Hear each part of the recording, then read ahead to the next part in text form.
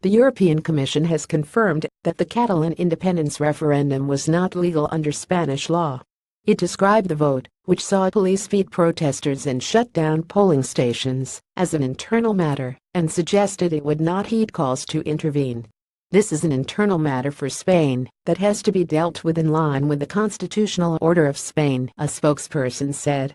If a referendum were to be organized in line with the Spanish constitution, it would mean that the territory leaving would find itself outside of the European Union. Beyond the purely legal aspects of this matter, the Commission believes that these are times for unity and stability, not divisiveness and fragmentation. The European Commission, which is the executive of the EU, called for all sides to move very swiftly from confrontation to dialogue. Protesters gather in Madrid in support of Catalonian referendum in what appeared to be a reference to police brutality against voters. A statement said violence can never be an instrument in politics, adding, "We trust the leadership of Prime Minister Mariano Rajoy to manage this difficult process in full respect of the Spanish Constitution and of the fundamental rights of citizens enshrined therein." The referendum has no legal status after being blocked by the Madrid government and Constitutional Court for being at odds with the 1978 Constitution, which states that Spain cannot be broken up, and there is little sign of support for Catalan independence in any other part of Spain. Catalan leaders had called for the EU to intervene following clashes that injured almost 900 people on Sunday, including 2 in a serious condition.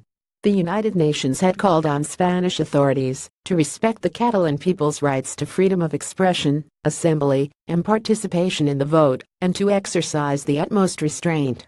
But footage showed voters being beaten with batons and dragged away from polling stations as dozens were shut down. Riot police fired rubber bullets as they smashed their way into centers and confiscated ballot boxes in footage that sparked widespread condemnation.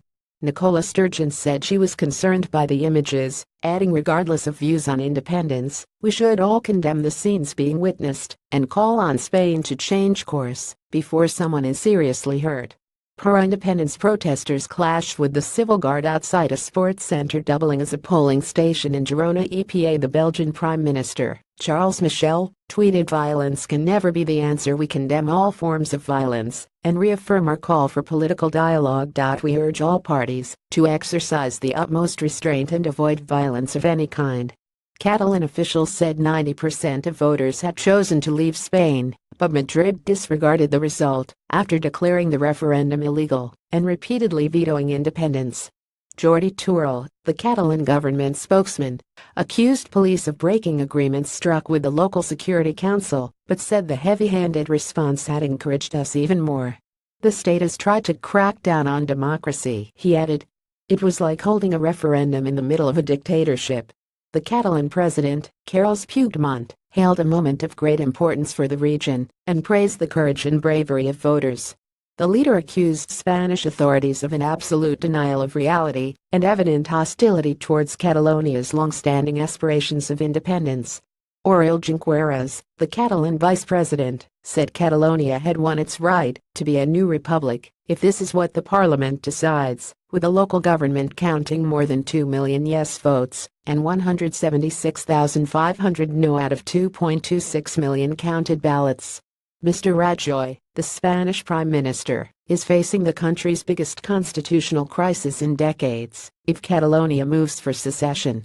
He offered to call all-party political talks to reflect on the future of Catalonia, but maintained his outright rejection of independence as an option. "I propose that all political parties with parliamentary representation meet and, together, reflect on the future we all face," the Prime Minister said in a televised address. He has the constitutional power to sack the regional government and put Catalonia under central control pending fresh elections. Mr. Puigdemont has called an emergency meeting of the Catalan regional government, while Mr. Rajoy planned to coordinate next steps in a meeting with Pedro Sánchez, leader of the opposition socialists. Reuse content.